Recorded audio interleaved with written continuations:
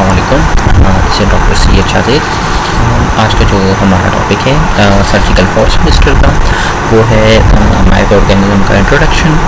जो कि इसके बारे में हमने ज़रा सा माइक्रो ऑर्गेनिज़म्स के बारे में हमें पता हो, क्योंकि हम जो सर्जिकल प्रोसीजर्स करते हैं अक्सर बाज़ औक़ात इस तरह के साथ ये भी हो जाता है कि उसमें माइक्रो ऑर्गेनिज़म जो है अक्सर इन्फेक्शन काज कर सकते हैं, जो कि पोस्ट ऑपरेटिव या प्री ऑपरेटिव केयर में इंपॉर्टेंट चीज़ होती है ताकि हम माइक्रो ऑर्गेनिज़म से बच के रहें। तो इसकी वजह से स्टेरिलाइजेशन के प्रोसीजर भी इसी के साथ साथ होते हैं। अगर कोई सर्जरी जो होती है, अगर ओटी सर्जरी हो रही होती है, तो उसके लिए हम क्या करते हैं, माइक्रो ऑर्गेनिज़म्स को किल कर देते हैं।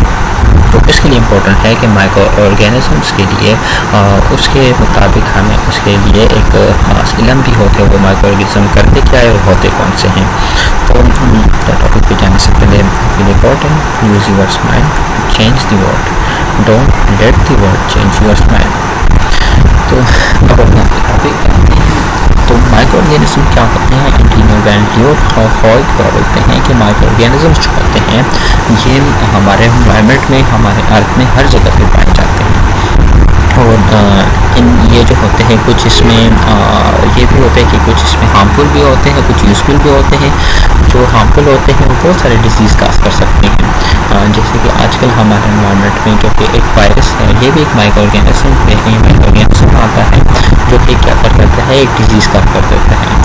इसी के साथ साथ बहुत से माइक्रो ऑर्गेनिज़म जो हमारे काम के आते हैं, जैसे कि ब्रेड बनाते हैं, चीज़ बनाते हैं, योगर्ट वगैरह, वाइन और बियर, ये भी हमारे लिए यूज़फुल किस्म के माइक्रो ऑर्गेनिज़म्स होते हैं, जो कि हमारे लिए इम्पोर्टेंट होते हैं और हम उनके लिए यूज़फुल भी हो सकते हैं। अब ये एक किस्म का इन्फ्लुएंजा वायरस के लिए एक वायरस की एक किस्म है, जो कि हम उसके लिए यूज़ करते हैं। अगर माइक्रोस्कोप में आप देखें तो इन्फ्लुएंजा वायरस जो होता है वो इस टाइप का होता है। जो माइक्रो ऑर्गेनिज़म जो होते हैं हमें ऐसे नज़र नहीं आ सकते हैं, इसके कैरेक्टर्स यही हो सकते हैं कि हमें ऐसे नज़र नहीं आ सकते हैं। और ये जो होते हैं इंक्लूड जो होते हैं, ये bacteria, fungi, archaea, protists, plankton, amoebas, viruses वगैरह वगैरह, इन पे ये डिवाइड होते हैं। ये बहुत एक्सट्रीमली स्मॉल साइज़ के होते हैं, इस वजह से ये हमें नॉर्मली नहीं नज़र आते और हम ये फिर माइक्रोस्कोप इसको हम फिर देखते रहते हैं। फिर आते हैं हमारे पास माइक्रो ऑर्गेनिज़म जो होते हैं, ये हमारे लाइफ के लिए बहुत ज़्यादा इसेंशियल्स होते हैं। जैसे कि मैंने बताया, अगर ये हार्मफुल है तो इसके साथ ये इसेंशियल भी है। क्यों इसेंशियल है? ये इस वजह से इसेंशियल है कि ये बहुत से इसके लिए इसके साथ साथ हम अपने जो डेयरी प्रोडक्ट्स होते हैं या अपनी खुराक के लिए हम इसको यूज़ कर सकते हैं। ब्रेड हो गया, चीज़, योगर्ट, वाइन एंड बियर्स, इनके थ्रू अगर ये चीज़ें ना हो तो ये अगर ये माइक्रो ऑर्गेनिज़म्स ना हो तो ये चीज़ें भी हम ले सकते हैं इस चीज़ों से। ये हमारे एक न्यूट्रिएंट साइकिल के लिए इम्पोर्टेंट भी हो सकते हैं हमारे प्लेनेट में, लेकिन ये है कि इसके साथ साथ कुछ हार्मफुल इफेक्ट्स भी आ सकते हैं।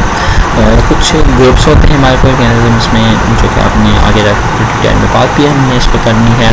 वो हमारे पास ना फर्स्ट बैक्टीरिया, फंजाई आ गए या फंगस आ गए, यीस्ट या मोल्ड्स, इसके टाइप्स होते हैं, वायरसेस होते हैं, तो इसके बारे में अच्छे से आपको पता होगा। प्रोटोजोआ एंड एल्गे, ये जो हमारे पास माइक्रो ऑर्गेनिज़म्स होते हैं, जिसमें अपने डिटेल को भी आपने यहाँ पे जाके बात करनी है। जो माइक्रो ऑर्गेनिज़म्स हैं जो कि हमारे इसके बारे में हमें पता होना चाहिए और इस पर हमें बात करनी चाहिए। तो आज का हमारा टॉपिक था